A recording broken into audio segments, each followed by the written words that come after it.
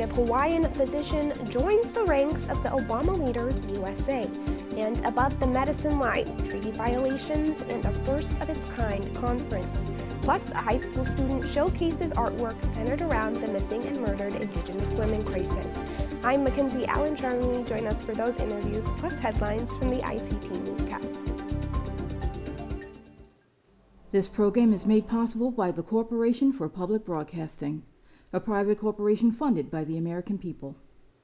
Arizona State University welcomes 3,500 Indigenous students from Arizona and across the nation. It serves one of the largest populations of Indigenous students among U.S. colleges and universities. We created a sense of place for tribal nations to create futures of their own making through community outreach and research, taught by world-class Indigenous faculty where they see a reflection of themselves and their experiences. Find community at ASU.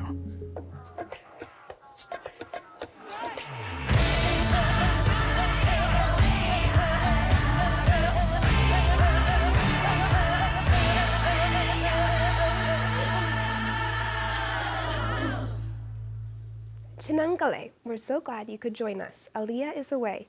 A federal judge is criticizing the Department of Interior for dragging its feet on rules for tribal nations.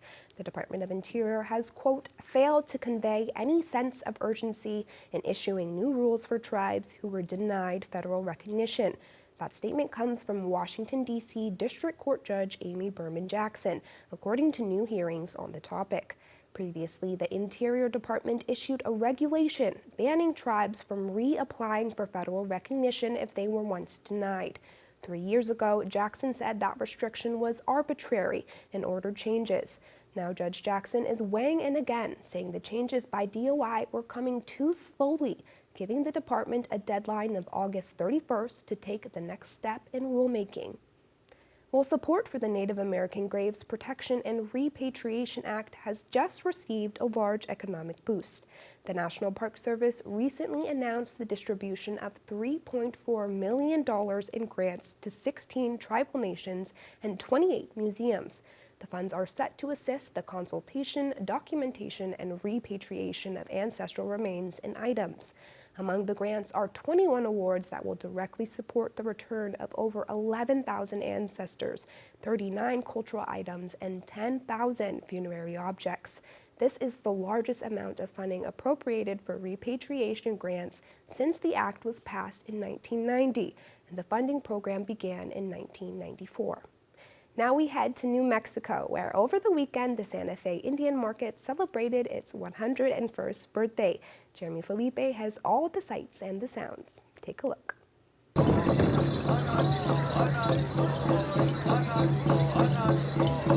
It's been really great. It's been busy. Our artists are happy. Our booths are full. Traffic is great, and sales are up. We received 1,146 applications this year. Out of that, we were able to house a little over 950 artists. It's very good to see the artists making sales and making connections. That's our goal at SWAIA. We want them to be successful. We want them to take home their livelihoods. They make that in 2 days, some artists. So it's heartwarming to know that we're part of that.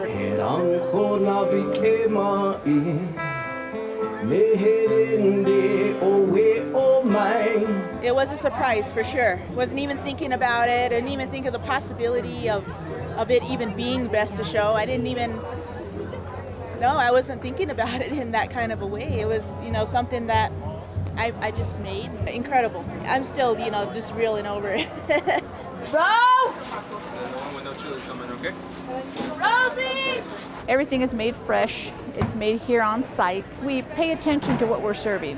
We think about ourselves if we go and visit an outside company or a restaurant, and we want to feel like, we're getting what we want, what we ordered, and we feel like that's what we need to do here. It's a 100% Native Navajo woman-owned business. My girls run it. We all participate. We all contribute. The kids operate it, and then my grandkids are often here. So they'll pitch in. And so they kind of grow up in the business, and they're learning. In Alaska, a future U.S. Navy ship is being named after an Indigenous leader and military hero. The late Sol Atkinson was one of the very first Navy SEALs. The Alaska Native leader comes from the Metlakatla Indian community on Annette Island. After enlisting in the Navy in 1957, Atkinson volunteered for the underwater demolitions team and became a frogman, which were the precursor to present-day Navy SEALs. He toured 3 times during the Vietnam War, receiving both the Bronze Star and Purple Heart. U.S. Senator Dan Sullivan recognized his achievements in a speech on the Senate floor. Jeff Moran, who's the superintendent of the Bureau of Indian Affairs in Metlakatla, said this about Sol: "I could go on and on regarding the wonderful things that he has done for his community. We would not be here today without his leadership and knowledge and commitment." Atkinson also trained 48 astronauts in underwater weightlessness simulations, including Neil Armstrong and Buzz Aldrin. After his career in the Navy, he returned home to continue serving his community as Metlakatla mayor on the school board and Indian Community Council, as well as becoming the founder of Annette Island's first veterans organization. The USNS Solomon Atkinson will be a Navajo-class towing, salvage, and rescue ship. And those are the headlines for the ICT Newscast.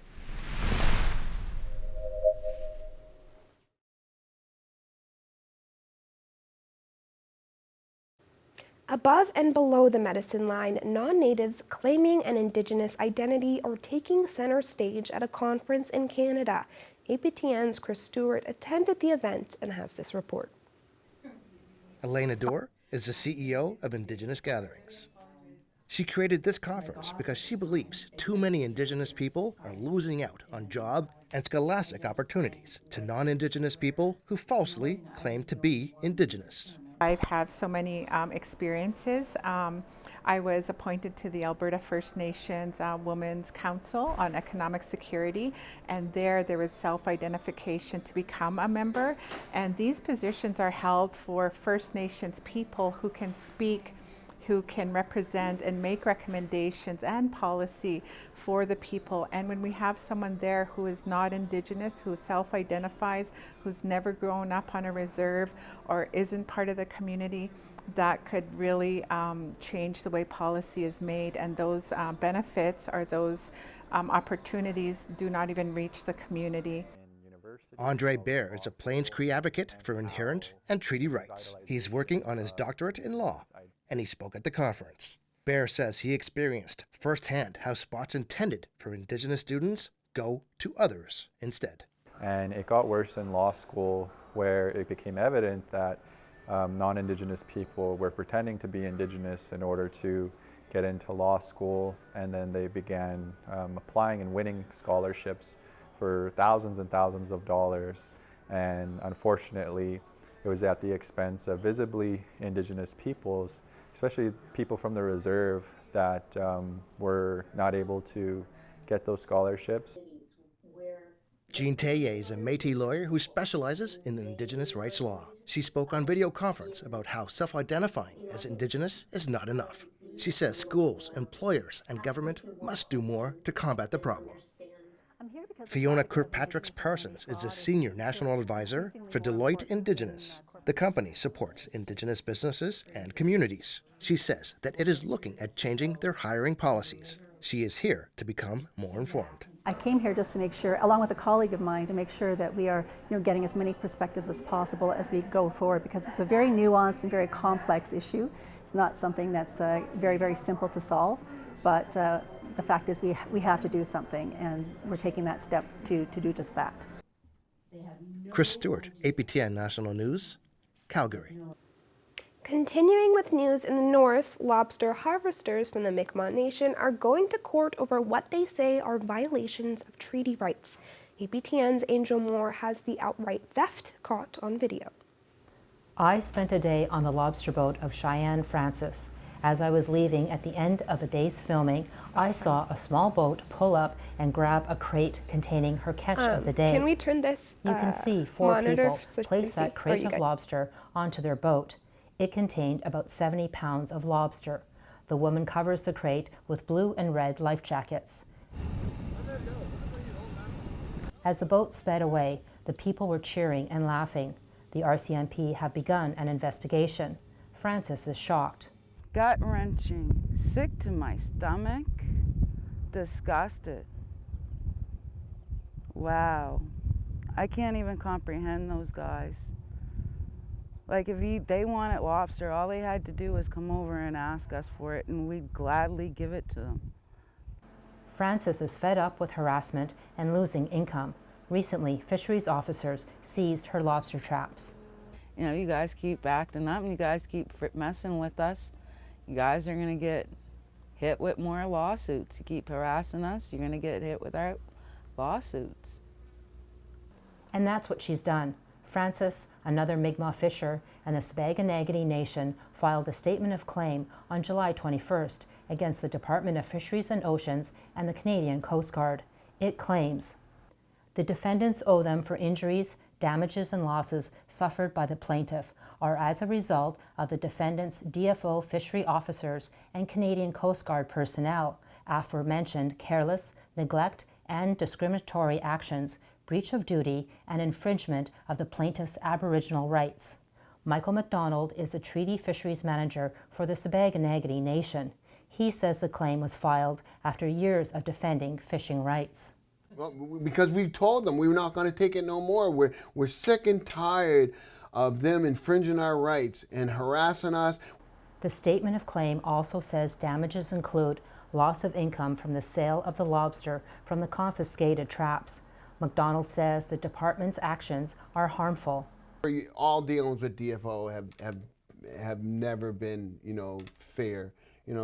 There's always been some kind of, it's like it's a discriminatory racist system, and they have no respect at all for our rights to fish, our rights, our treaty rights, our constitutionally protected rights at that. Francis will buy more traps and continue to harvest lobster to defend Mi'kmaq treaty rights on and off the water. Oh, I'm very hopeful. I pray to the Creator that after this lawsuit that not just myself, but everybody else is going to be able to go out and fish and do whatever they need to do to provide for their families and themselves. The Department of Fisheries and the Canadian Coast Guard have 30 days to respond to the statement of claim. Angel Moore, APTN National News, Sissebu Wharf, southwestern Nova Scotia. A Native Hawaiian physician has been named an Obama Leader by the former President Obama Foundation. Kekoa Taparra will join the first leadership class of values-driven changemakers. The leaders will work together to strengthen democratic institutions in the U.S. and each receive one-on-one support to tackle pressing issues. ICT's Stewart Huntington caught up with Dr. Taparra on the day the class was announced. Well, thank you very much for joining us today. Yeah, no, thank you for the opportunity to be here. And congratulations. Thank you. Tell me what you thought when you found out that you had been chosen. Yeah, so definitely was very motivated to apply for the Obama Foundation Leaders U.S.A. program, just given its strong mission for developing these value-based leaders across the country. And when I was notified of the acceptance to the program, I was very excited. I think as a Native Hawaiian, I oftentimes see that our voices from the Pacific especially are not heard. And that's echoed through, obviously other Indigenous spaces as well. And so as I got the notification and I got to see my cohort just very excited of the Indigenous presence that's very very much present in the Obama Leaders cohort for this USA program. Tell us about your work. Yeah, so just a little bit more about me. I'm, again, Indigenous Native Hawaiian from both my mom and my dad's lineages, born and raised here in Hawaii. I did my undergraduate in Connecticut, did my PhD first, actually, and I was a molecular biologist at Johns Hopkins. And then I decided to go to medical school through the mentorship of my PhD advisor.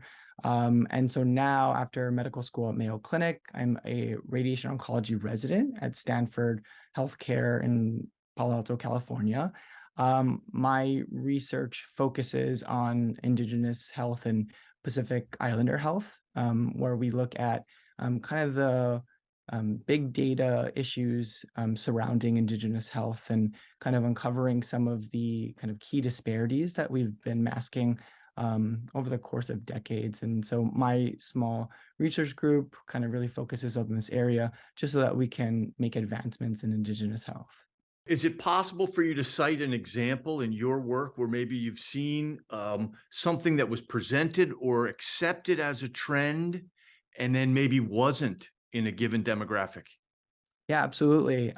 So, in the past year, there are many papers, but one kind of that comes to mind is the paper that we published in JAMA Network Open. It's a paper looking at specifically Native Hawaiian and other Pacific Islander patients with a variety of different cancers in the United States. And previous work has looked at these most common cancers and found that when we look at things like overall survival, so how long are patients surviving, when aggregated with Asian populations, we oftentimes see that compared to, let's say, non-Hispanic white population, the Native Hawaiian and the Pacific Islander population actually will appear to have superior survival. And that's really problematic given, my background is as a Native Hawaiian. I've had 10 Native Hawaiian family members who've been diagnosed with cancer since I was really young, and I've seen their experiences and I've seen the experiences of members of my community. And I just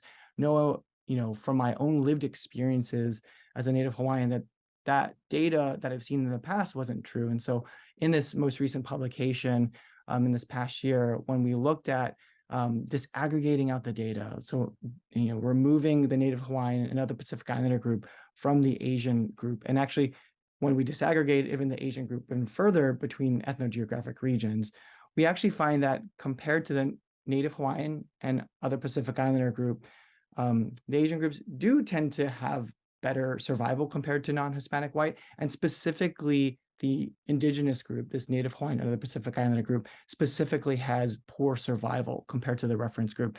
And so that was data that has been masked for decades, and that has led to basically generations of work that has been published thinking that Native Hawaiian and other Pacific Islander Indigenous communities have good cancer outcomes when in fact that they have poor outcomes. That sounds shocking that science thought that a given group was surviving this malady well, and in fact it wasn't. That's a dramatic difference. Mm-hmm. And it's on a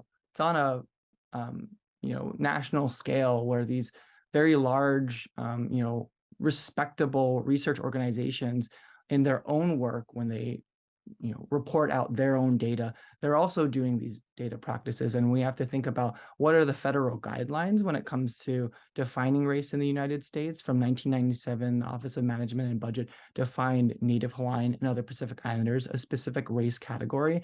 And the majority of research that's coming out from the medical field is not adhering to this 1997 guideline. So it's been a quarter century of really masking the true disparities that our communities are facing.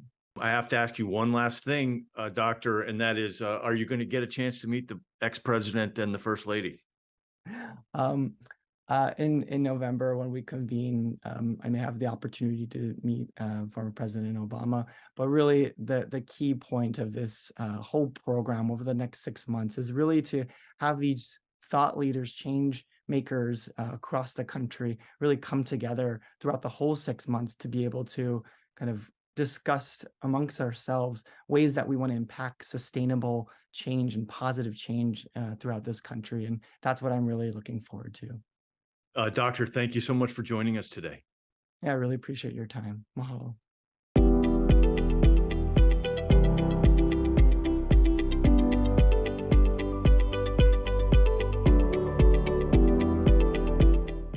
Visions 23 is an exhibition that features the work of local students from Arizona high schools to be showcased in the Scottsdale Museum of Contemporary Art.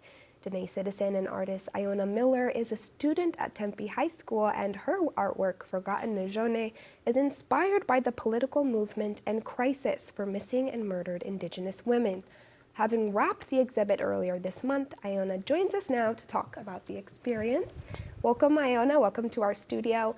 Tell us, how did it feel to have your artwork showcased like this? Well, it felt very, I guess, empowering because it was a place for me to showcase my ideas and I guess beliefs in a way that to give more awareness to a topic that I'm really passionate about. Yeah, more on that topic. You chose to create artwork around a really important issue in Indian country, the missing and murdered Indigenous women crisis. Why did you decide to use that as inspiration? I decided to use that because it's really important to me and where I come from, you know, the missing sisters on Indian reservation, and you know, I want to be a lawyer, so I guess this was like my first step into bringing awareness to important topics. And I chose missing murdered Indigenous women because it's a problem that's not talked about a lot in like daily news and mainstream news, so I thought this would be my chance to showcase that. Out of all of the pieces you created, could you maybe describe to us your favorite and then the elements within it that are around, that are your favorite? Yeah. I think out of all the artwork I've made, because I just started art for seriously in maybe 2 years ago, this was my favorite artwork because I got to have it in a museum, and you know, it's not just an art I did for fun. It was more like it means something to me, and it means something to a lot of Indigenous women who, you know, who've gone missing or who've came back, and it's to show that they're not forgotten and that I still remember them, and so yeah. Yeah.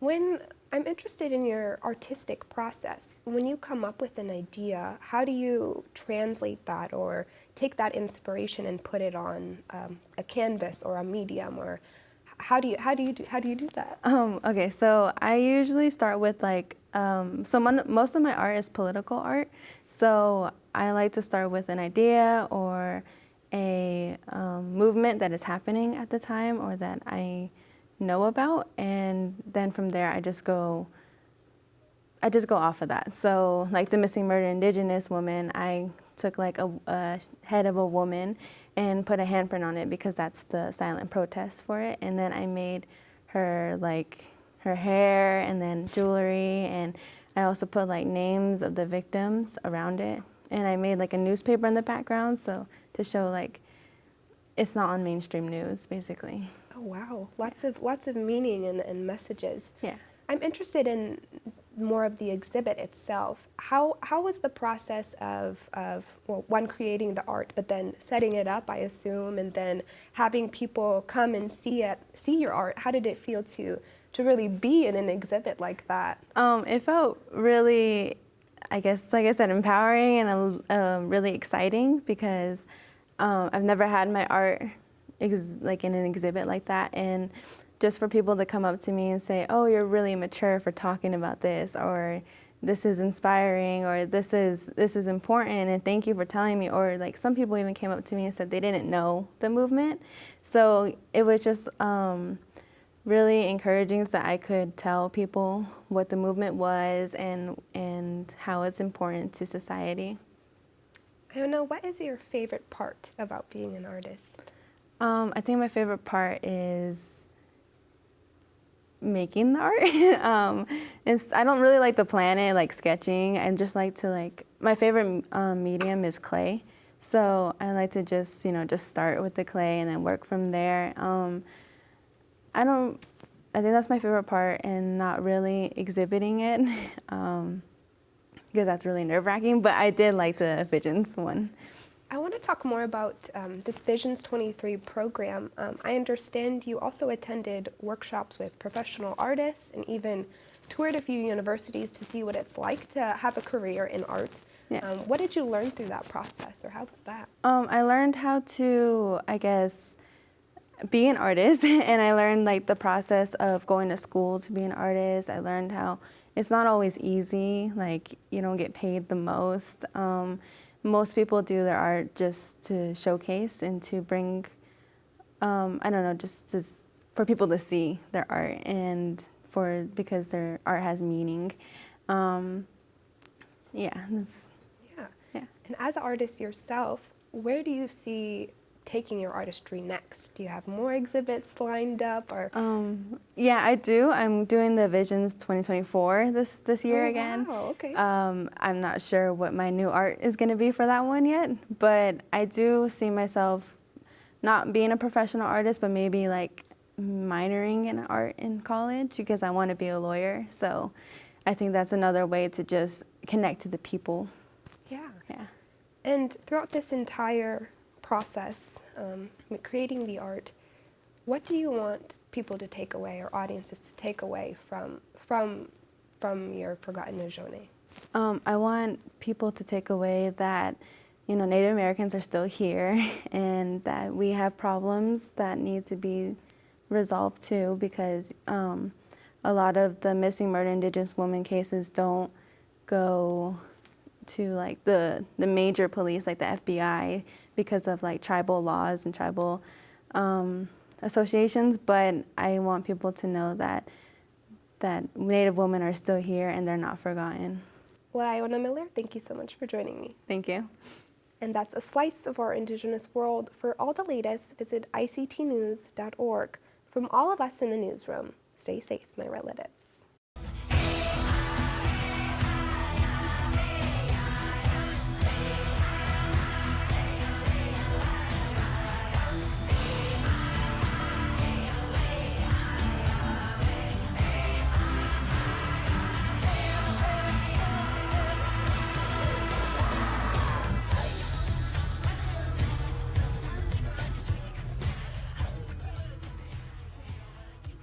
This program is made possible by the Corporation for Public Broadcasting, a private corporation funded by the American people.